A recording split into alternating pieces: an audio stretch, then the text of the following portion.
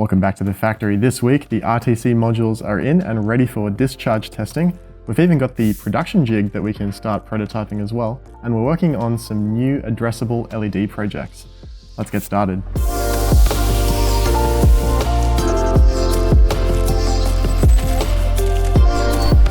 Last week we introduced you to a RTC module that we've been working on. I'm happy to say that the prototype PCBs have arrived and we've assembled a few. And the negative labels just look fantastic. The KeyBuzzard plugin that we're using to make these labels has made for some really attractive square labels with the text in like negative or in relief. Very pleased with how that looks with the white silk on black. We've actually assembled a few of these, charged up the supercapacitors, and we're letting them run for a couple of days, measuring the voltage each day so we can get a good idea of what kind of life we can expect out of these. Even though the onboard RTC has a really, really low current consumption, it's basically the same as the self-discharge of the capacitor. So we just don't know exactly how far that tail of lifespan is going to go for this capacitor. So we have to test it empirically. Something that's quite interesting to note with this device is that the charge current is actually user settable through I²C. So in the setup for this device, you actually select basically the inline series resistor that is going to charge the RTC, which brings us to the test jig. While we were getting that prototype sent off, we also spun up a simple test jig. I discussed last time because this test might take more than just a handful of seconds. It might be up to 15 or 20, 30 seconds for a test. We decided to make a bit of a batch tester so that we can load a module into one position and the test begins for that module. We can load up the next one, and by the time we've loaded up all 4 positions, the first test ought to have finished, and we can just keep rolling through that circular buffer of tests, as it were. So there's quite a few things to test with a board like this. Of course, you have to test that you can talk to the thing over I²C, but we also need to test that we can power it up, charge the supercapacitor, so we need to measure the voltage on the supercapacitor. We can remove power from the clock to ensure that the battery backup is working, and then we can apply power again. So we read the time again after a power cycle to make sure that the battery backup was keeping the clock ticking during power cycles. So here's a block diagram of how we intend this test jig to work. We've got a Raspberry Pi Pico driving the show, and its I²C data and clock lines each go to a 4:1 mux that is then broken out to each of the 4 RTCs under test. So we can basically, by switching the mux, determine which RTC is connected to the I²C bus of the Pico.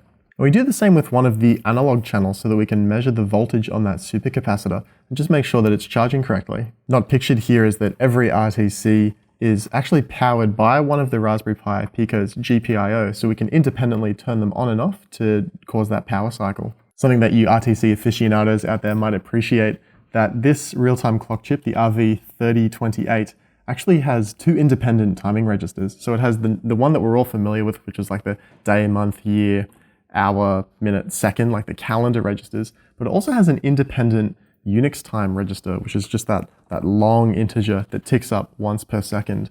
So you could hypothetically have a different time set to each of these different clocks and having them running independently.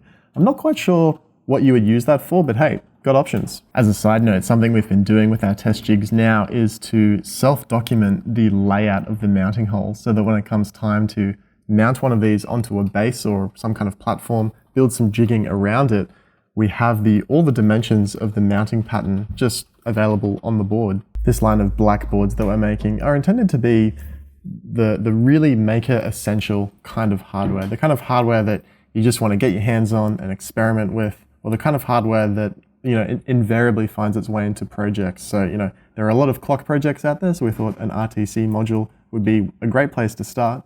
But what other maker essential hardware would you like to see in a line that looks like this? Let us know. In other design news, we've been working on some new GlowBit products. We haven't really talked about GlowBit for a little while on the factory, but here we have the makings of an 8x8 LED matrix. Now, if you're not familiar with GlowBit, that's our name for WS2812 version 5 LEDs. The version 5 is quite important because that means that this addressable LED works with a 3-volt supply quite reliably, and it also works with 3-volt logic on a 5-volt supply. So you're guaranteed to be able to drive it to maximum brightness using 5 volts while still only using 3-volt logic. No logic level conversion needed, and very importantly, no external components. so it keeps your designs quite clean. You don't need any protection resistors, and there's no decoupling caps.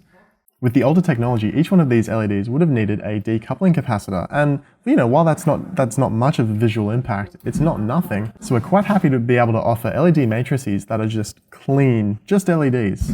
I'll turn off ray tracing so we can take a walk around this board. The front is, exactly what you'd expect, a regular matrix of LEDs. A lot of discussion around how we space these so that we can fit in connections and or mounting options. You often see these matrices with screw holes milled into them, but actually the LEDs are so close together that if you actually put a screw into those holes, you would probably cover an LED, or at least the screw would touch it, contact it, maybe put pressure on it, and maybe break it off. Because this board is only about 60 millimeters by 60 millimeters at the moment, we decided to just keep the mounting options as regular pin headers because they can fit neatly in between the LEDs. The board is not that big, so they should provide ample mounting support. And importantly, everything's on a 0.1 inch grid, so you could tessellate these matrices together. You could tile them essentially and either connect them with a pin header, just a 2-pin header with a jumper, or you could solder them to some standard perf board and it would keep the spacing so that they tile very cleanly. So we're very excited to see what the artists and creatives out there can do with a affordable and tileable 8x8 RGB LED matrix. The Gerbers have submitted. I think we'll be assembling a prototype sometime next week.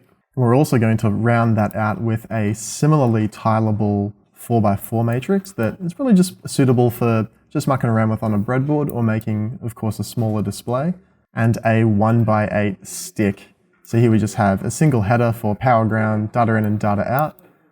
But as with most LED sticks, we've also included the surface mount pads on the back. So if you wanted to, you could tile these end to end to make, say, a bar graph. In any case, that's all I have for you today. Super excited to receive these GlowBit prototypes and assemble them, make something fun out of them. And by this time next week, we should have some good data to share with you for the RTC discharge test. Until next time, catch you later.